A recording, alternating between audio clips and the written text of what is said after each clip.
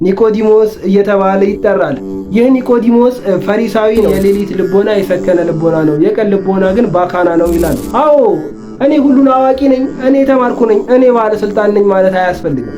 ሁሉን አዋቂማ እግዚአብሔር ነው። አርቆ ስላስተዋለ ዋጋ ለመክፈል ራሱን አዘጋጀ። ቀን ይሰራል፣ ይማራል፣ ያስተምራል፣ ማታ ሄዶ ይማራል። በስመ አብ ወወልድ ወመንፈስ ቅዱስ አህዱ አምላክ።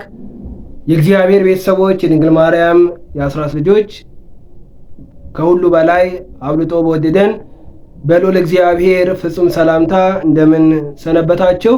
አሜን። የአምላካችን የእግዚአብሔር ስሙ የተባረከና የተመሰገነ ይሁን። እንኳን ለጌታችን ለመድኃኒታችን ለኢየሱስ ክርስቶስ የአብይ ጾም 7ኛ ሳምንት በሰላም አደረሰን አደረሳችሁ። በቅድስት ቤተክርስቲያን ስያሜ አጠራር መሰረት ይህ 7ኛው ሳምንት ኒቆዲሞስ በመባል ይጠራል። ይህንንም ታሪክ የምናገኘው በቅዱስ ዮሐንስ ወንጌል ምዕራፍ 3 ከቁጥር 1 ጀምሮ ነው። በዚህ የመጽሐፍ ቅዱስ ክፍል ላይ በሌሊትም ወደ ኢየሱስ መጥቶ የሚል ቃል አለ። ይህንን መነሻ አድርገን እንማማራለን። ቀድሞ ለነቢያት፣ ለሐዋርያት፣ ለሐዋርያን አበው ዕውቀትን፣ ጥበብን፣ ማስተዋልን የሰጠ የገለጸ ልዑል እግዚአብሔር ለእኛም ትዕግስቱንና ማስተዋሉን ለሁላችን ያድለን።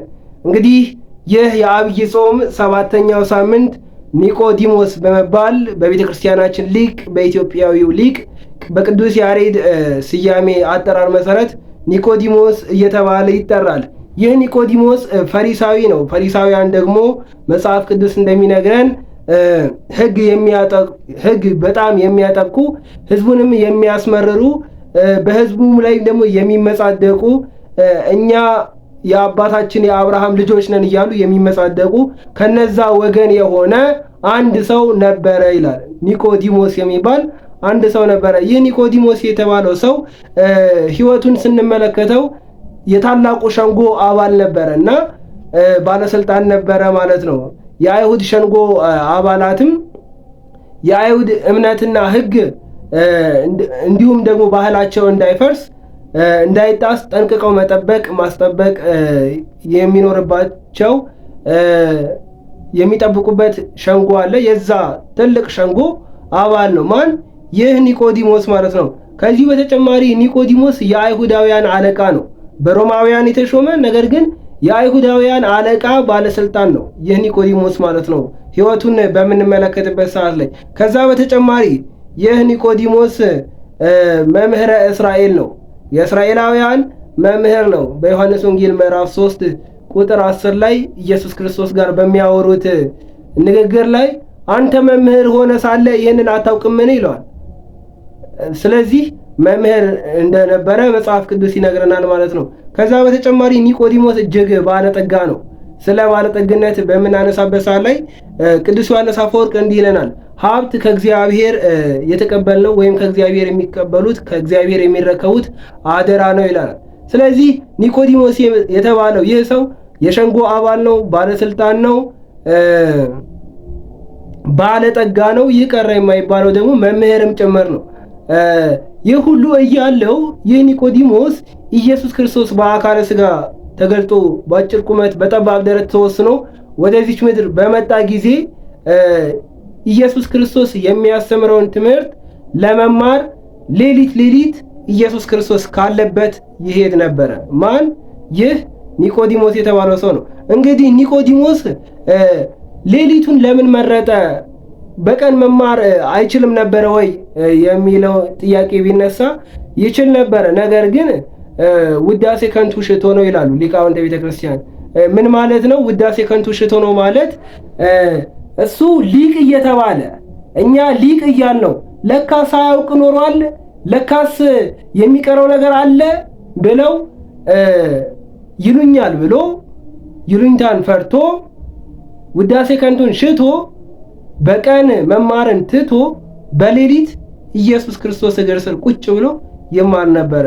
ሁለተኛው ፈርቶ ነው። ምክንያቱም ከኢየሱስ ክርስቶስ ጋር የተገኘ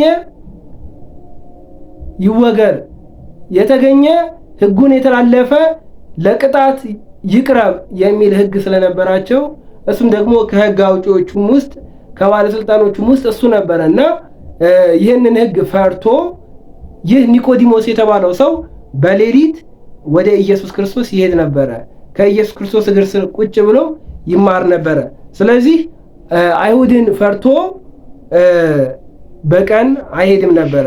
የሚሄድ የነበረው በሌሊት ነው። በሌሊት ወደ ኢየሱስ ክርስቶስ ለመማር ይገሰግስ ነበረ ማለት ነው። እንግዲህ ክርስቶስን የተቀበለ ክርስቶስን የተከተለ እርሱን መሲህ ነው ብሎ የሚያምን ከምኩራባችን ይሰደድ፣ ከማህበራችን ይወገድ የሚል አዋጅ ስለነበረ ይህንን አዋጅ ፈርቶ በቀን አይሄድም፣ በሌሊት ተደብቆ ኢየሱስ ክርስቶስ ጋር ይሄድና ይማር ነበረ ማለት ነው።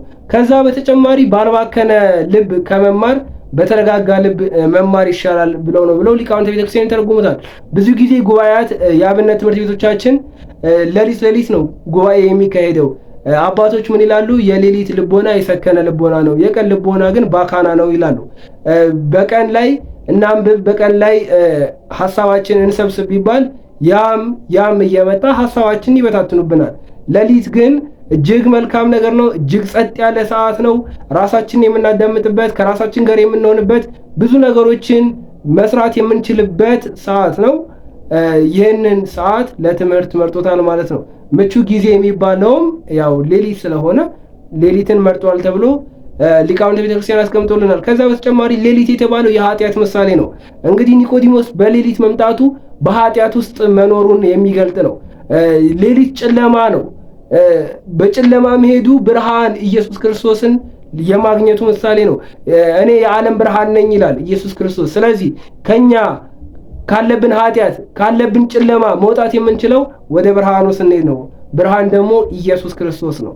ብርሃን እግዚአብሔር ነው። ብርሃን አምላክ፣ እኔ እውነተኛ አምላክ ነኝ ያለው፣ እኔ እውነተኛ ብርሃን ነኝ ያለው ኢየሱስ ክርስቶስ ጋር ስንሄድ እውነተኛውን ብርሃን እናገኛለን። አዎ እመቤታችን የብርሃን እናት ናት። ስለዚህ ወደ ኢየሱስ ኒቆዲሞስ በሌሊት ይመጣ ነበረ ማለት ነው። ሌላው በቀንም ቢፈልጉ ትገኛለህ፣ በሌሊትም ቢፈልጉ ትገኛለህ ሲል ነው። እንግዲህ ኢየሱስ ክርስቶስ ወይም ደግሞ እግዚአብሔር እዚህ ጋር አለ፣ እዚህ ጋር የለም፣ በዚህ ሰዓት አለ፣ በዚህ ሰዓት የለም አይባልም። እግዚአብሔር ሁሉም ቦታ ሁሉም ጊዜ አለ። የሌለበት ጊዜ የለም፣ የማይገኝበት ቦታም የለም። ስለዚህ በሌሊትም በቀን የምትፈልጉኝ ታገኙኛላችሁ ሲል ነው። አዎ ወገኖቼ፣ እኔና እናንተ እግዚአብሔርን መቼ ይሆን የምንፈልገው? ምን ስናጣ፣ ምን ሲጎልብን ይሆን የምንፈልገው? እግዚአብሔር ትዝ የሚለን ምናልባት ከወገኖቻችን አንድ ሰው ሲሞት ይሆን ካህን ትዝ የሚለን? ምናልባት ልጅ ስንወልድ ይሆን ለክርስትና ለማስነሳት አይንተ እግዚአብሔር ካህናት ትዝ የሚሉን? እግዚአብሔር መቼ ነው ትዝ የሚለን? በቀንም አለ፣ በደስታችንም ጊዜ እግዚአብሔር አለ፣ በጨለማም በተከፋንበትም ጊዜ እግዚአብሔር አለ። እግዚአብሔር የሌለበት ጊዜ የለም። እኛ ከእግዚአብሔር የራቅንበት ጊዜ ይሆን እንጂ። አዎ ከእግዚአብሔር በተለያዩ ምክንያት ልንርቅ እንችላለን። የሚገርመው ነገር ኒቆዲሞስን ዕውቀት ብትሉት መምህር ነው፣ ስልጣን ብትሉት ባለስልጣን ነው። ይህ ቀረ የማይባለው ባለጠጋ ሰው ነው። መምህርም ጭምር ነው፣ አዋቂም ጭምር ነው፣ ባለጠጋም ጭምር ነው፣ ባለጸጋም ጭምር ነው፣ ባለስልጣንም ጭምር ነው። ነገር ግን እነዚህ ነገሮች ከእግዚአብሔር አላራቁትም። አዎ እኛ እኮ ትንሽ ስልጣን ስናገኝ፣ ትንሽ ዕውቀት ስንይዝ ከእግዚአብሔር የምንርቅ ሰዎች አለን። ትዳር ስንይዝ ከእግዚአብሔር የምንርቅ ሰዎች አለን። ይሄ ተገቢ አይደለም። ባለን ልንታመን ያስፈልጋል። በጥቂቷ ነገር ልንታመን ያስፈልጋል፣ በብዙ እንድንሾም።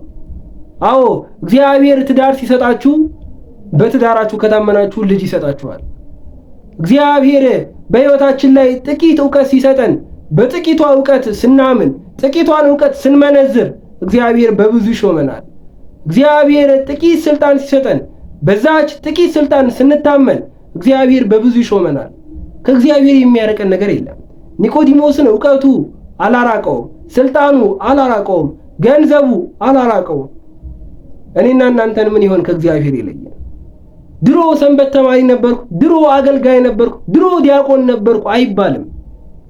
አሁንም መሆን ይጠበቅብናል። እንደው በሕይወታችን እስከ መጨረሻው እንድንጸና እግዚአብሔር አምላክ ይርዳን።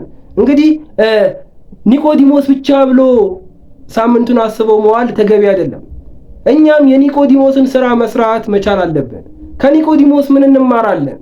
አንደኛ አቴቶርስ ራስን ዝቅ ማድረግ። አዎ እኔ ሁሉን አዋቂ ነኝ፣ እኔ ተማርኩ ነኝ፣ እኔ ባለስልጣን ነኝ ማለት አያስፈልግም። ሁሉን አዋቂማ እግዚአብሔር ነው። ባለስልጣንማ እግዚአብሔር ነው። ሁሉን ቻይማ እግዚአብሔር ነው። እግዚአብሔር ነው ሁሉም ቦታ ያለው፣ ሁሉንም የሚሰጥ ዕውቀትም ብትሉት የሚሰጥ እግዚአብሔር ነው። ስልጣንም ብትሉት የሚሰጠው እግዚአብሔር ነው።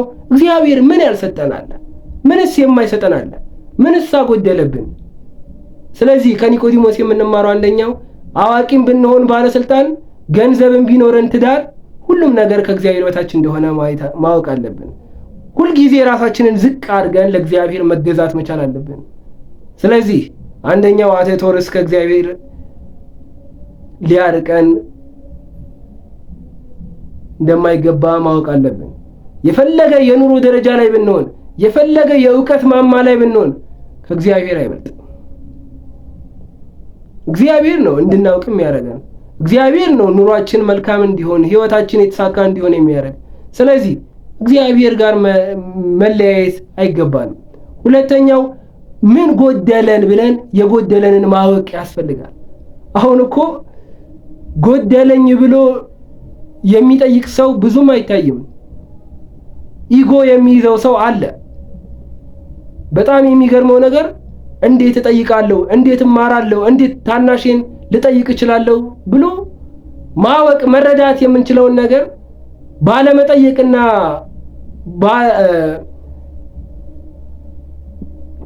እኛ አእምሯችንን ራሳችንን ለእውቀት ዝግጁ ባለማድረጋችን ብዙ ነገሮች አልፈውናል በህይወታችን ላይ። ስለዚህ ምን ጎደለኝ፣ ህይወቴ ላይ ምን ይጎላል ብለን ራሳችንን መጠየቅ ያስፈልጋል። ትዝ ይላችኋል በማቴዎስ ወንጌል ምዕራፍ 18 ቁጥር 21 ላይ የሚጎለኝ ምንድነው ብሎ የጠየቀው ያ ሰው እኛም ምንድነው ይጎደለን? ፍቅር ነው፣ ቸርነት፣ በጎነት፣ የዋህነት፣ ትዕግስት፣ ሰላም፣ ጤና። እስኪ ምን ጎደለን? ጉድለታችን ደግሞ የሚሞላው እግዚአብሔር ነው። አዎ እግዚአብሔር ጎደሎን ይሞላል። እግዚአብሔር የተቆረጠ ታሪክን ይቀጥላል። ስለዚህ ምን ጎደለን የሚለውን ማየት አለብን።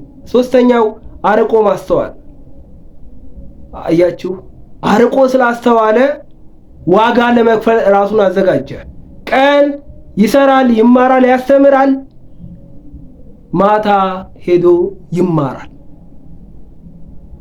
አሁን እኔና እናንተ ቀን ስራ ውለን ማታ ሰርክ ጉባኤ የምንካፈል ስንቶቻችን አለ? ኧረ እሱም ይቅር፣ በሳምንት አንድ ቀን ሰንበት እሁድን የምናስቀድስ ወይም ደግሞ ጉባኤውን የምንካፈል ስንት ሰዎች አለ? አያችሁ፣ አርቀን ካሰብን፣ ዘላለማዊ ህይወትን ካሰብን፣ ገነት መንግስተ ሰማያትን ካሰብን ዋጋ መክፈል አለብን። ዋጋ ሳይከፈል ፍሬ አይገኝም።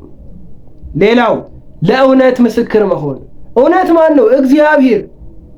ለእግዚአብሔር ምስክር ለመሆን አያችሁ፣ ለእግዚአብሔር ምስክር መሆን እጅግ መታደል ነው። አሁን ሰማዕታት የምንላቸው ጻድቃን፣ ቅዱሳን ስለ እግዚአብሔር ብለው እግዚአብሔርን ስም ጠርተው የእግዚአብሔርን ስም ተናግረው ነው ሰማይ ጻድቅ ልንላቸው የቻልነው። ስለዚህ ይህን እውነትን መመስከርን ከኒቆዲሞስ እንማራለን። ሌላው ትጋት ሌሊት ነው። በሌሊት መትጋት። አዎ በሌሊት በቃ ያልሆኑ ነገሮችን ማየት፣ ያልሆኑ ነገሮችን ማድረግ ሊበቃን ይገባል።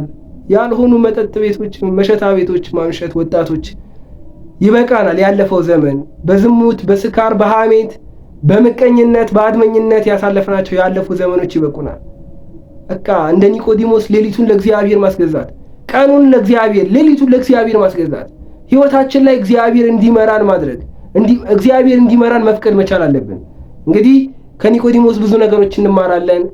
ከሰዓት አንፃር እዚህ ጋር እናበቃለን። መልካም።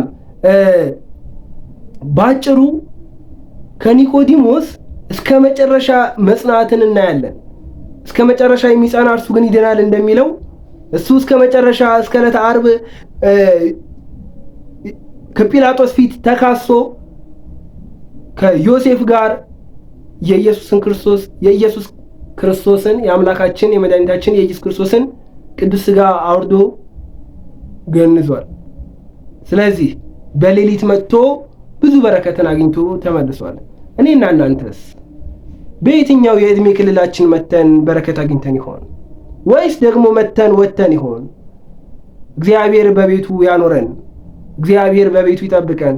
በሌሊት መተን በቀንም መተን የክርስቶስን ቃሉን ሰምተን ንስሐ ገብተን ቅዱስ ሥጋውና ክቡር ደሙን ተቀብለን የመንግሥቱ ወራሾች እንድንሆን እግዚአብሔር አምላክ ይርዳን። ይቆየን።